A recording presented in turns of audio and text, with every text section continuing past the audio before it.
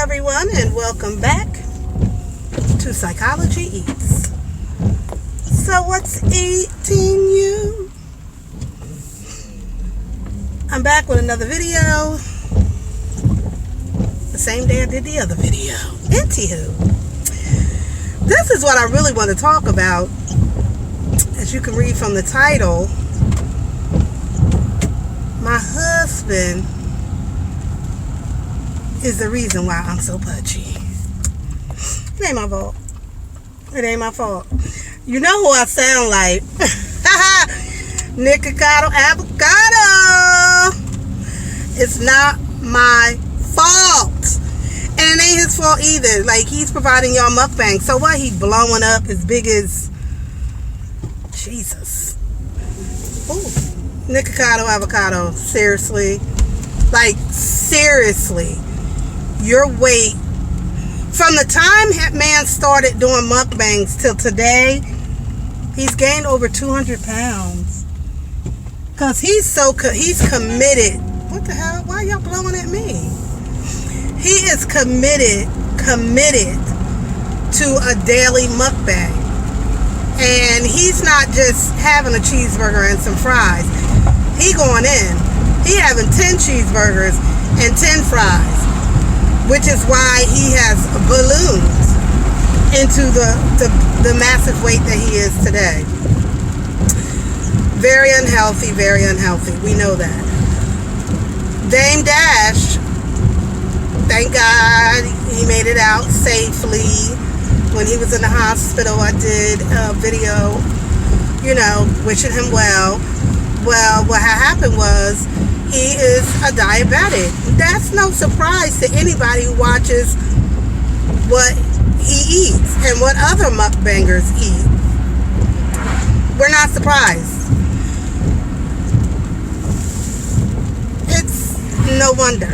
Like, you look at, they're not the first two mukbangers to become diabetic, most likely as a direct result of mukbangs. I mean, Dalvin hasn't said that he's diabetic, but he did say that they had him on insulin.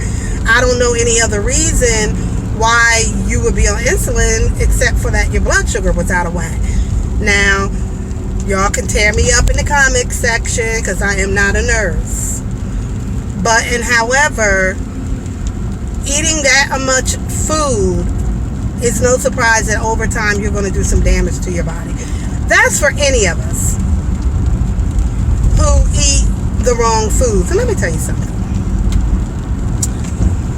I've been married over 20 years. And when I met my husband and his family, I was little. I was small, much smaller. I always was like 160. 160 for me is perfect weight. Like, I want to get to 160. 170 if it goes to my booty. 170.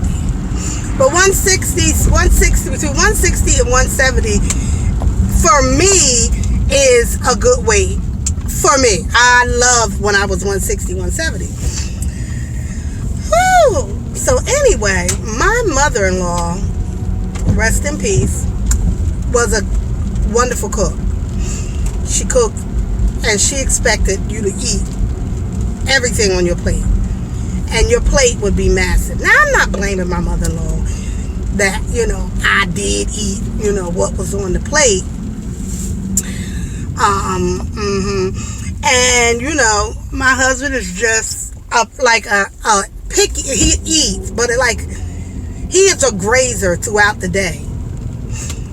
So he eats this, he eats that, blah, blah, blah. And so throughout the day, he's eating. And so he always like, oh, you want some of this or you want some of that? So over time, or let's go out and eat. And which he would be so mad at me because I would order food, but I wouldn't eat it all at the time, like when we were there. Like, I'll be like, oh my God, I'm so hungry, let's go get something to eat. And then I always start a meal with a salad if it's available. And so after the salad and the bread, like, I didn't want my meal. Because first of all, I was waiting to get my dessert. So anywho, I said that to say over the last 20 years, I've gained quite a bit of weight. And I blame my husband for it. I really do. So right now, I am doing intermittent fasting. Now, I'm not taking y'all on the weight loss journey with me. That's not what this is about. Because I've been on other weight loss journeys over this last 20 years. And they usually turn into, a little skip and a hop. And I'm over it. But this, to me, the intermittent fasting is a little easier to deal with because there are not like all these restrictions. And that's usually how I would fail a diet, is because of the multiple, like, you can't do this, you can't have that, you gotta weigh this, you gotta do that. I cannot, and I will not. But with intermittent fasting, and I've seen someone be very successful, my sister, shout out girl, she's lost over 60, 70 pounds. I don't even know. Of course, she did it over the quarantine, which I think was easier to do it. Like, she did it over quarantine, and it just worked out for her. And so she's still doing it. It's been 2 years, and she's maintained the weight loss, and she looks great.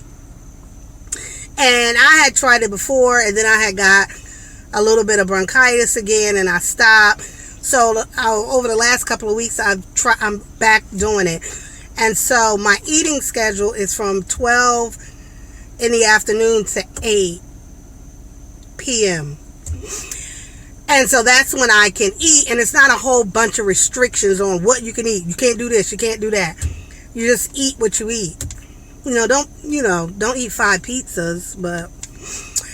And then if I do get hungry afterwards, my sister was telling me I can have it's called beef broth, bone broth. So one day last week, I had to be at a meeting or something in the morning. So, of course, I can't eat until 12. So I was like, because I'm up and I'm alert, my stomach might get hungry. So I brought some bone broth with me. It comes like a little serving thing like this, and you can sip it. Like a chicken noodle soup or something. Anyway, it was gross. It was disgusting. I wanted to gag. I couldn't digest it. So that's not going to work for me at all. So I have to, if you're doing intermittent fasting, what do you do if you get hungry during your fast period? Somebody please tell me in the comments. I can't do the bone broth. It's disgusting. So tell me in the comments. I asked my sister too, but tell me something else that I can have, that I can eat now, because in the next couple of weeks, I'm going to be teaching again, and I have 8 o'clock classes. So I'm going to need something.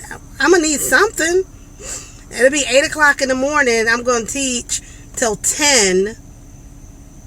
I'll be lecturing until 10, and I can't eat until 12. So what am I going to eat between 8 and 12?